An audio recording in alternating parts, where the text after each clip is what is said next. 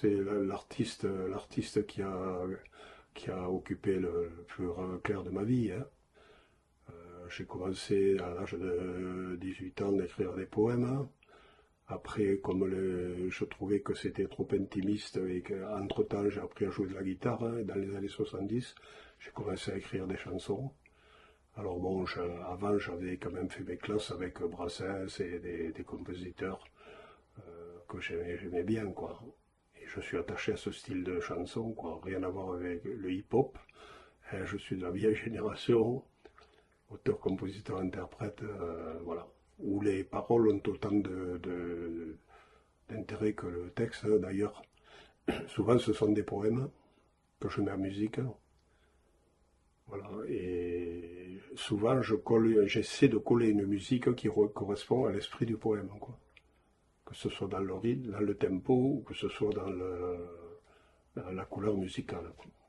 Oui, en fait, c'est une thérapie aussi, parce que j'ai eu une enfance un peu chaotique, hein, et écrire pour moi, ça m'a aidé à vivre, quoi. Les deux casquettes, en fait, j'étais musicien traditionnel des joutes du chevalet et de la musique déambulatoire en formation. Mais ça, c'était un peu pour financer mon autoproduction d'auteur, compositeur, interprète, puisque je fais tout à compte d'auteur, quoi. Voilà, quoi, tous les disques que j'ai faits, c'est moi qui les ai produits, avec toutes les contraintes techniques qui existent. Payer la SDRM, filiale de la SACEM, m'adresser à des donneurs d'ordre pour faire presser les disques dans des usines, travailler sur la maquette avec des petits moyens, essayer de faire. J'ai pas toujours eu des photos haute fidélité, mais bon, avec les photos que me faisaient les uns les autres à droite à gauche, je suis arrivé de briques et de broc à faire quand même 4 albums, 60 chansons enregistrées et produites, hein, en 3 langues. Enfin, en 3 langues, c'est Balaruc, par exemple, la chanson sur la cure, je l'ai faite en 3 langues. Pourquoi? Parce que la ville de Balaruc me vendait les CD à l'Office du tourisme. Et pour les remercier, alors j'avais écrit une chanson quand j'étais jeune et beau, qui s'appelait J'aimerais bien dormir chez toi. Une biguine assez sympa, déhanchée et tout. Et puis un jour, en rentrant de la cure, je me dis, purée, mais je devrais écrire un texte sur la cure à Balaruc. En plus, ça ajoutait du cocasse à la situation, parce que souvent les rhumateux sont frileux et coincés, quoi. Et donc j'ai fait Balaruc-les-Bains. Alors comme ils me vendaient mes CD à l'office, hein, sur le deuxième album, j'ai fait Balaruc-les-Bains. Sur le troisième, en espagnol, Balaruc-los Baños. Et sur le quatrième, Balaruc-los Bains en occitan. Voilà. Et moi, par contre, au niveau de la création, j'ai de la chance. Je ne cherche pas. Ça vient un peu de là-haut. Alors bon, et comme j'ai atteint un certain niveau maintenant, je ne force pas. Pour moi, c'est l'inspiration, pas la transpiration. Je reviens à la guitare. Est-ce que tu lis la musique ou pas? Alors, je lisais pas la musique, hein. Enfin, j'ai appris la clarinette à l'école de musique de Metz, à une époque, avant de partir à l'armée, quoi. Mais comme j'avais une bonne oreille musicale et que j'étais pas discipliné, quoi, ça me gonflait d'apprendre le solfège. Et puis en plus, c'était l'âge où on met le nez au vent, et après, à la fin, au lieu d'aller au cours de musique, j'allais voir les filles, quoi. Alors bref, je rentrais à l'armée, et je lisais pas la musique, hein. Mais en aidant ma fille, qui faisait musique-études, en la faisant travailler, j'ai appris la lecture, quoi. Et un jour, j'allais au conservatoire de Sète, hein. Tous les mercredis, j'allais au conservatoire de Sète, hein. Et le directeur était vachement sympa. Et alors, je lui dis, dites, vous n'auriez pas une salle là, parce que je perds une heure à attendre ma fille, hein, je joue de la clarinette, je ne pourrais pas là m'amuser, hein. Ah, puis il me dit, si, attendez, je vais voir la femme de ménage. Il lui dit, donnez-lui la A ou la B. Et alors, je m'étais mis là. Et il m'a entendu jouer, et du coup, je suis rentré à la philharmonique, à la philharmonie de Sète. Et là, je m'étais mis troisième clarinette. J'ai dit, bon. Mais troisième clarinette, c'est aussi chiant que première, hein. Parce que première, tu joues le morceau, quoi. Et troisième, tu comptes les mesures, hein. Et quand tu rentres, les autres se reposent, et toi, pendant la moitié du truc, tu fais papapoum, papapoum, mais après, tu rentres, et c'est à toi de jouer une mélodie, quoi. Alors, du coup, ça m'a obligé, j'ai fait des progrès, là. Voilà, après, j'ai lu la musique, hein. Mais le seul truc où j'ai joué à la musique, c'est dans l'église de Cers, pour la fête du vin, où j'ai joué l'Ave Maria de Schubert. Seulement, j'avais les lunettes, je lisais, alors ça me va pas, quoi. Je préfère, moi, d'ailleurs. Alors tu joues de la clarinette, tu joues de la guitare. Du sax. Clarinette, un gars qui joue de la clarinette, c'est forcément jouer du sax. C'est d'ailleurs pour ça qu'à l'époque, on conseillait d'entrer la clarinette, parce qu'un clarinettiste est saxophoniste, tandis qu'un sax, et pas forcément au niveau des lèvres, c'est pas. Puis il y a plus de clés, enfin bref. Les clés, il faut boucher, tandis qu'au sax, t'appuies sur les. Voilà. Alors, sax, clarinette, flûte, tout ce qui est flûte. Je me suis mis à 70 ans à jouer du fifre, mais je ne m'en sers pas. Enfin, tout ce qui est vent, quoi. Après, les ocarinas. Une fois, il y avait. Moi, je joue beaucoup à l'instinct. Une fois, il y avait. On était au relèvement poétique, hein. Vous connaissez le truc, là. Et alors, on était à une soirée, et puis il y avait une nana qui racontait l'histoire, hein, et qui. Sur un marchand de vent. Et elle vendait des ocarinas qu'elle fabriquait elle-même, hein, émaillées, oh, des trucs. Mais alors, il y en avait à un trou, deux trous, trois trous, cinq trous. Et alors, elle dit, dites, il n'y aurait pas un musicien dans la salle, hein? J'ai dit, moi, vous ne pourriez pas me donner un coup de main parce que le copain avec qui je joue d'habitude n'est pas là. Alors bon, j'ai dit, ben, écoutez, si vous voulez, venez, on va essayer de voir de quoi il retourne, hein. Alors la nana, elle m'explique le truc un peu. Putain, je me mets là, quoi. À la fin du spectacle, hein, les gens ont cru qu'on était ensemble, hein. Elle s'est jetée sur moi en pleurs, quoi. Elle m'a embrassé, quoi. Elle ne revenait pas. Ça a été mon plus beau truc, ça, au niveau instinct. Après, bon, moi, l'autre, la dernière fois, on était à l'église Saint-Paul, là, pour la miquette Et puis, il y avait un gars qui accompagnait une chanteuse, hein. Bon, nous, on avait notre groupe, hein, on devait jouer un morceau. Et il y a un gars qui accompagnait une chanteuse avec une trompette, hein. Alors, l'accordéoniste s'est greffé dessus, comme il lisait la musique sur son smartphone, le mec. Alors, l'accordéoniste s'est mis là, et moi, à l'oreille, hein, je me suis branché, et ben, ça fait qu'on a fait un orchestre au pied levé, quoi. Et le curé m'a fait. Tout à l'heure, tu parlais des joutes. Ouais. Tu n'es pas jouteur. Ben non, moi, je jouais du hautbois, forcément. Ouais, ben j'ai commencé le hautbois en 1970. J'étais rentré à la mairie de Metz le 1er mars 70. Et quelques temps après, il y avait le président du comité des fêtes nommé Boucabeille, hein, Louis Boucabeille, hein, qui était en pétard parce qu'il n'y avait pas de hautbois pour la fête de Metz. Ça tombait en même temps que la Saint-Louis, comme ça arrive tous les 3 ans ou tous les 4 ans. Et il pestait en disant oh, s'il n'y a pas de hautbois, on est foutu, c'est la panique. Alors moi, en décollant, comme je joue à l'instinct, justement, en décollant, j'ai dit ben, écoutez-moi, filez-moi un hautbois et dans 3 mois, je vous fais le chevalet. C'était le lendemain, sur le bureau, j'avais un hautbois de l'école de musique. Ça a duré 50 ans. 50 ans.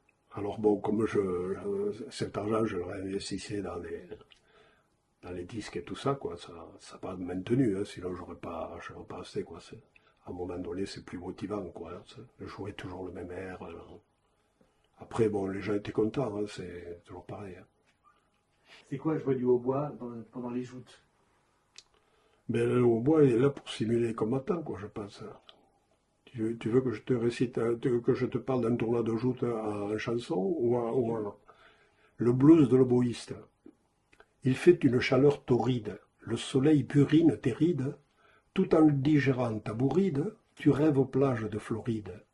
Tu scrutes l'horizon amer, mais avec ton air de 2 airs, que fais-tu dans cette galère qui prend l'eau mais jamais la mer? Ton tambour roule tout le temps, et dans ce tournoi de titans, tu te fais péter les tympans pour stimuler les combattants. Les rameurs suent sang et eau, si la nage en a plein le dos, ton moral va décrescendo, do si la sol fa mi redo.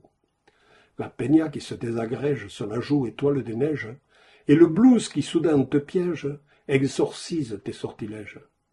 Tiens, du coup, ton hautbois résonne, tes lèvres sont moins polissonnes, de revanchards se désarçonnent pour un bouquet qui nous étonne. Et dans un bain de corrida, l'artificier sonne le glas pour le vaincu qui fait d'un plat, sous les colibés et viva, viva! Tu as dit que tu as commencé tôt à écrire de la poésie.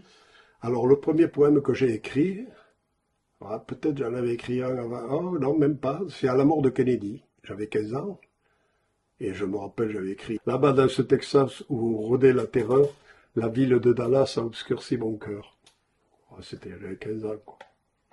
Mais là, j'ai un poème qui me sert de, quand je suis à un repas avec des copains comme ça, j'ai toujours un poème qui me sert de voir si je suis bourré ou pas. C'est l'épitaphe de Mirabeau.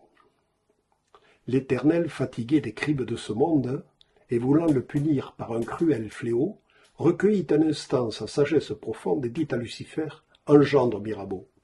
Le diable alors le fit à son image, d'une peau dégoûtante enveloppa ses traits, et dans son cœur plaça tous les forfaits.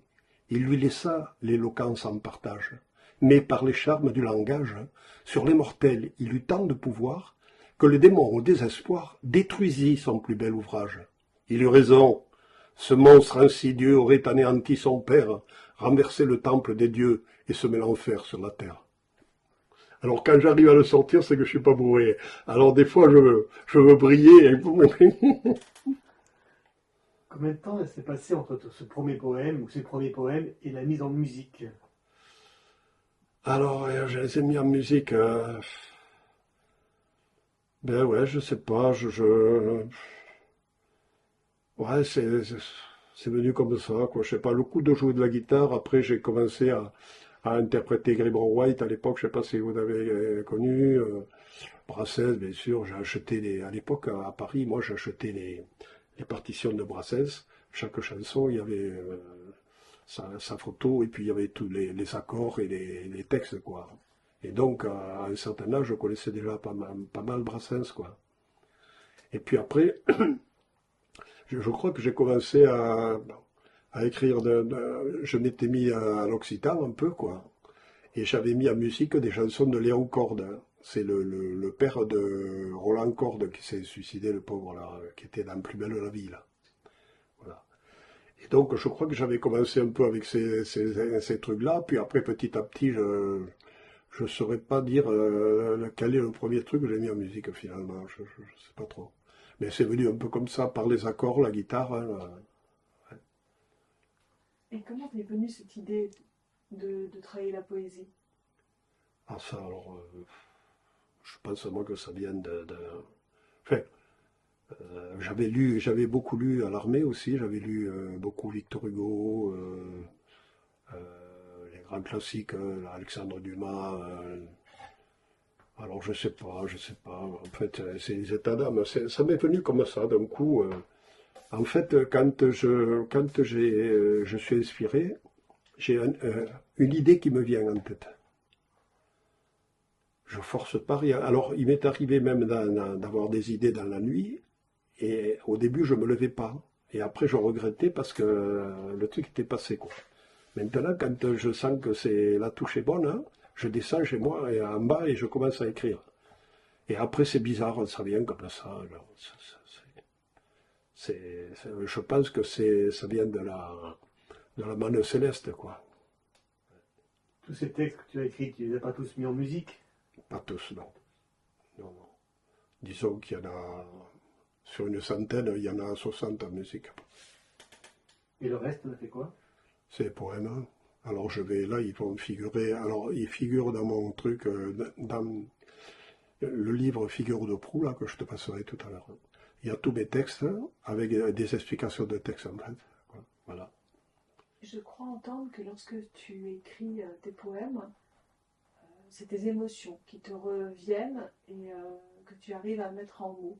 Est-ce que tu as écrit sur ta famille? Alors j'ai mis en musique Tu seras dans mon fils de Kipling. Un jour, un internaute m'a dit que c'était la meilleure interprétation, la meilleure version qu'il ait eue. Alors il y a Alain Barrière qui l'a fait. Il y a aussi le chanteur stéphanois, là, comme il s'appelle, hein. Mais lui, il récite surtout. Lavilliers. Ouais, Lavilliers, ouais. J'ai mis ça en musique, donc. Et puis j'ai écrit pour ma fille, Ama Julie évanescente, un poème où, justement, quand elle a eu ses problèmes de santé, tout ça, l'adolescence, un peu tout, je la sentais un peu... alors je lui ai écrit un peu comme la lettre à Élise, mais bon, un peu comme une lettre épistolaire, quoi, un poème épistolaire. Je me suis adressé à elle en lui disant, voilà, quoi. Et je pense que le message est passé, parce qu'à un moment, je dis... je te souhaite ardemment des lendemains chantants, rêve, amour, fantaisie et des fils exaltants. Et bon, je pense ça a marché, quoi. Parmi tes créations, toutes tes créations, quelle est la plus grande fierté? Tu seras d'homme mon fils, comme c'est quand même un texte, un beau texte, quoi. C'est un texte sur lequel je compte, je pense qu'un jour il intéressera quelqu'un, quoi. Enfin, la chanson, quoi. Le texte, il est archi connu.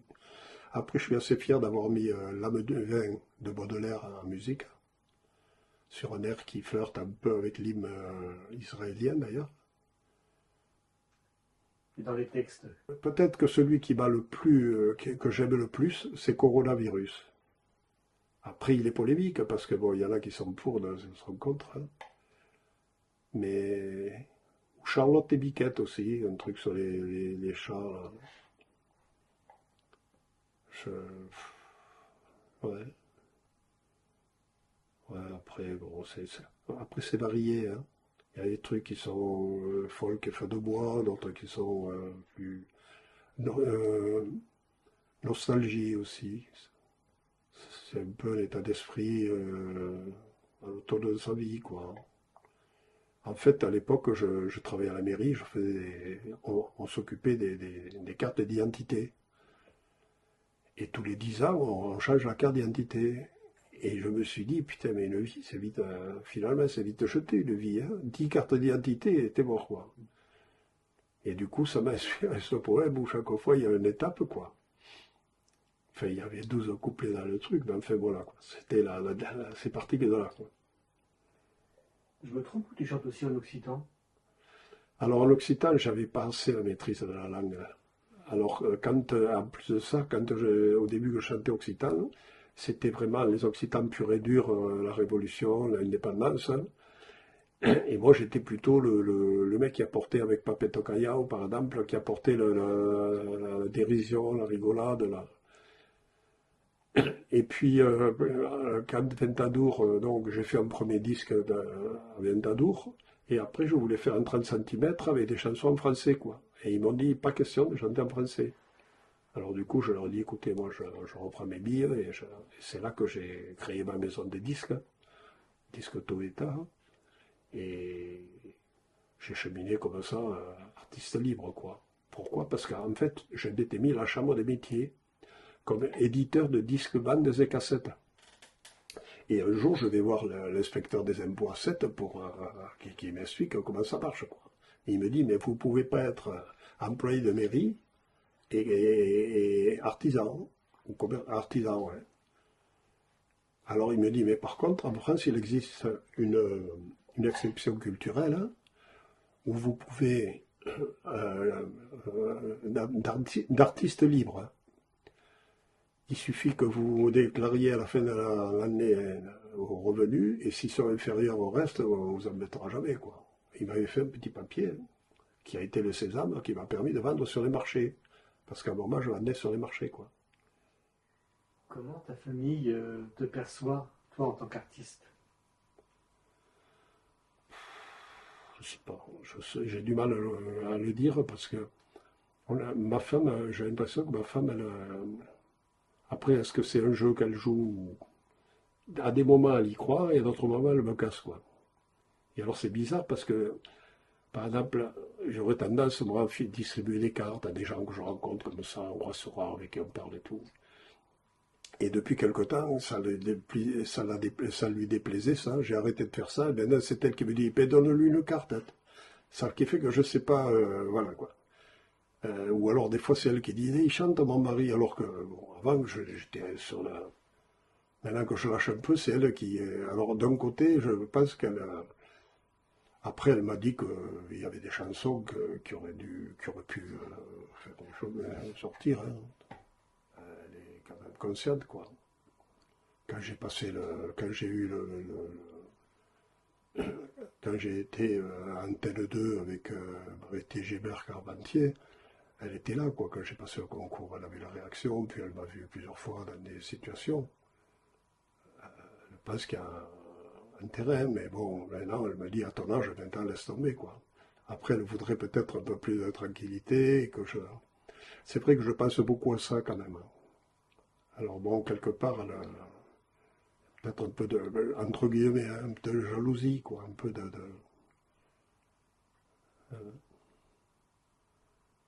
Après, les gosses, je ne sais pas. Je leur ai filé mes livres, tout ça, maintenant j'avais parlé, je ne sais même pas s'ils les ont lus. Après, peut-être qu'ils les ont lus et que, je sais pas, il y a une pudeur, je sais pas. Honnêtement, je ne sais pas trop comment me situer. Mais je pense que si un jour je disparais, je pense qu'à ce moment-là, ils se pencheront davantage sur moi. Après, j'écris un journal tous les jours, moi.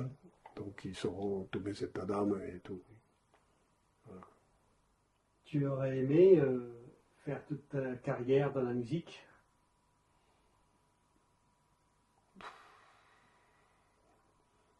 Je sais pas. Je peux pas savoir. D'un côté, oui, pour la gloire et la reconnaissance, quoi. Mais des fois, avec du recul, quand je vois tous les dépravés qu'il y a, et je vois Renaud là, qui a été, enfin, excuse pour lui, excuse-moi, qui t'oblige encore de chanter à une épave, le mec il est là, alors est-ce que c'est les producteurs qui le font chier, ou j'en sais rien, mais en fait, t'as l'impression d'être un peu maqué aussi, quelque part, quoi. Alors, putain, les mecs, tu vois, moi je me fais ça là pour essayer d'être encore, sauver un peu la face. Hein. Mais aimant vivre comme j'aime vivre, et comme je vivais avant de me marier, je serais mort. Franchement, je serais mort.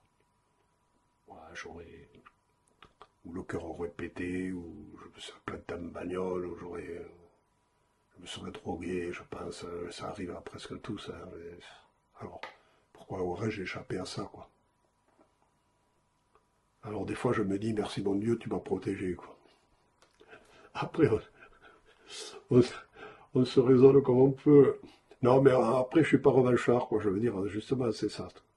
Honnêtement, quoi, je crois toujours en moi, mais bon, si tu vois, c'est le genre de truc, ma femme, quand je dis ça, putain, elle dit, oh, arrête un peu, pour qui tu te prends. Ah ouais, bon. C'est déjà pas mal de croire en soi. De toute façon, si j'y croyais pas, j'aurais tout lâché. Hein. Et après, c'est marrant parce que des fois, j'ai envie de lâcher. Et au moment où j'ai envie de lâcher, il y a quelque chose qui vient. Tu vois, il y a 2 jours, là, je voulais tout arrêter. Et puis, il y a un copain qui a TV à Metz, hein, qui me dit, putain, TV Metz, pardon. Il me dit, oh, on attend que toi là-bas. Hein. Alors, tu as intérêt à venir. Hein.